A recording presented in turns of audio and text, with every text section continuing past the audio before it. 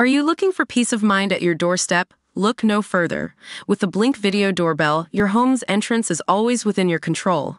Check out the link in the video description to learn more and get your Blink Video Doorbell on Amazon. Your home is in your hands. Labor is set to modify the punishments that can be set by schools, which could see the end of isolation booths, suspensions, and behavior rules.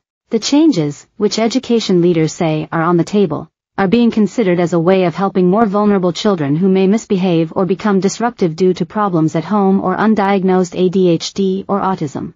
Some educationalists are pushing for the inspection regime to change so that schools are not solely judged on academic results, but rather how well they serve their local community.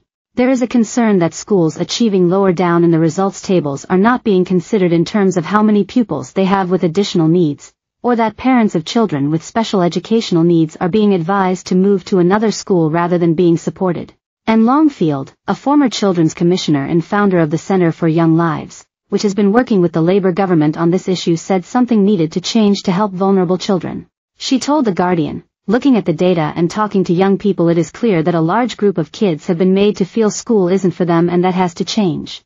I've talked to kids who weren't able to cope with all the rules, who kept ending up in isolation, and some children said it was happening week after week. Those who support the reforms point to shocking, new data that show school suspensions reached a record high in 2022/23.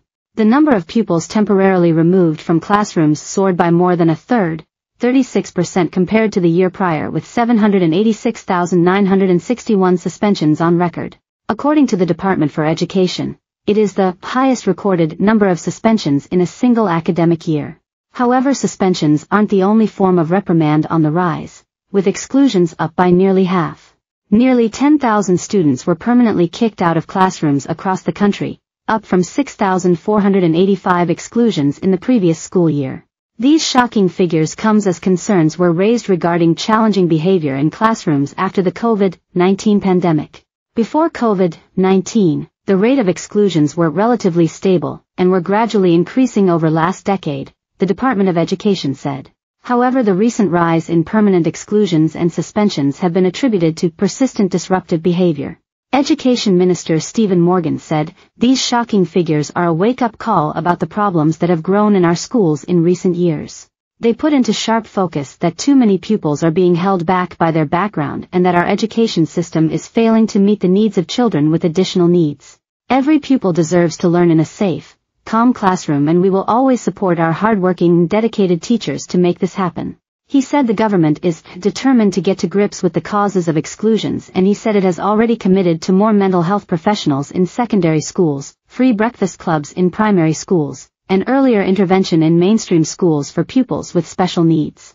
Mr. Morgan added, "But we know poor behavior can also be rooted in wider issues, which is why the government is developing an ambitious strategy to reduce child poverty led by a task force co-chaired by the Education Secretary so that we can break down the barriers to opportunity."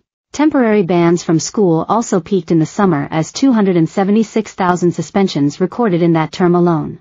This was an anomaly as suspensions are usually higher during autumn. Pepe Diaco, General Secretary of the Association of School and College Leaders, ASCL, said, "School leaders only ever suspend and exclude pupils as a last resort and, therefore, this rise would appear to reflect the increasingly complex needs and challenging behavior we are seeing in schools and across wider society.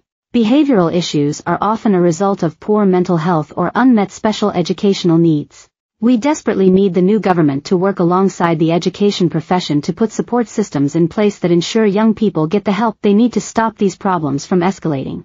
He added, "It's vitally important that there is investment in education and family support services to ensure children